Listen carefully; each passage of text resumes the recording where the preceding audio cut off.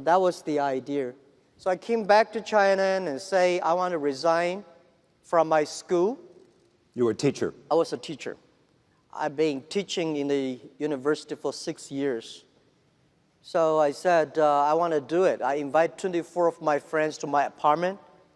After 2 hours of explaining what I'm going to do, internet, and 23 of them say, forget it. He said, this thing never worked because there's no such thing called internet in the world. You know nothing about a computer, so why you want to do this? And only one people, he said, Jack, if you want to try it, just to try it. But if there's something wrong, just come back. And after a whole night thinking, I say, I still want to do it. Because most of the people, they have a fancy ideas in the evening, but in the day, when they wake up in the evening or in the morning, they go back to do the same job. We have to do something different. So from there, the problem is that we have to find a solution that how we can be a company can live and long and healthy as long as like a Mercedes-Benz and a Siemens. If an industry cannot live more than 3 years, if all the companies cannot live happily for 3 years, this industry is never become the mainstream. This industry can never become the D economy. So what we want to do is that how we can find this solution. The world is changing so fast. Most people don't realize what is IT, what is internet. We are moving very, very fast to data technology. IT technology and data technology, it's not a technology difference. It's the difference of people, the way people think, the way people deal with the world. We don't know what the world will look like in 30 years. And we don't know what the data will look like. But we are sure that the whole world in the next 30 years will be changed. If the first and the second innovation and technology revolution relieve or liberate the human strength, the physical strength, this revolution release and liberate the strength of a human brain, the innovation. The future world, we believe, will be connected, not by oil, not by other things, but by data. The future world, the business is C2B, not B2C. C2B is consumer to business, not business to consumer. Because you have a lot of data, because of the data, the manufacturer must do customized things. Otherwise, manufacture will be very difficult. In the future, all the manufacturers, they make the machines. The machines can not only produce the products, the machines must talk. The machine must think. And the machine is not going to be supported by oil, by electricity. The machine is going to be supported by data.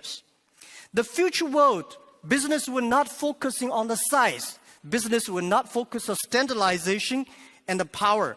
They will focused on the flexibility, nimbleness, customization, and user friendliness. And also, I strongly believe the future world, we are going to have a lot of women leaders because in the future, people not only focus on the muscles, powers, they focus on wisdom, they focus on careness and responsibility.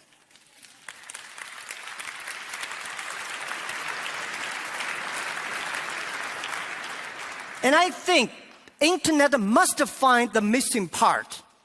This missing part is how the clicks and the motors can work together. And how we can making sure in the next 30 years, the internet and the clicks and motors can work together. Only where clicks and motors can work together, internet companies can survive, can live happily for next 30 years.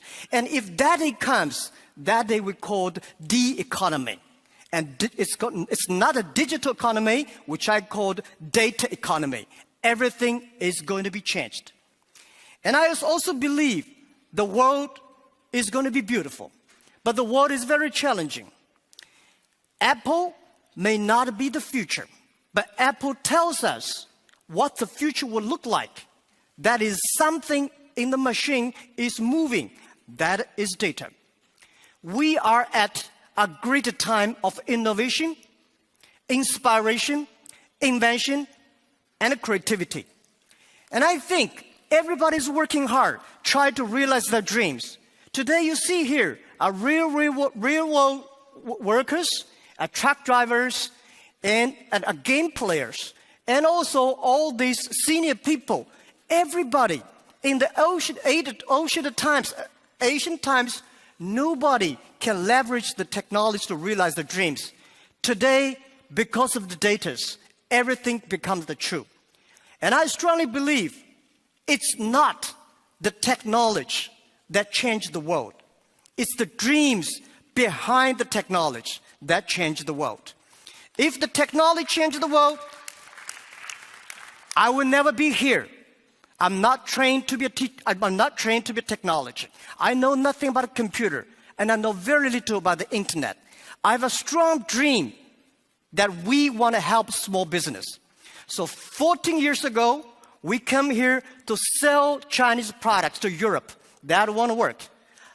14 years later, we try to help the European small business to China, to the world, by using the internet. It's the dreams that drive the world. It's not only the technology. So ladies and gentlemen, let's work hard. It's a fantastic world. It's a world belongs to young people. It's a world belongs to the future. And thank you very, very much for listening.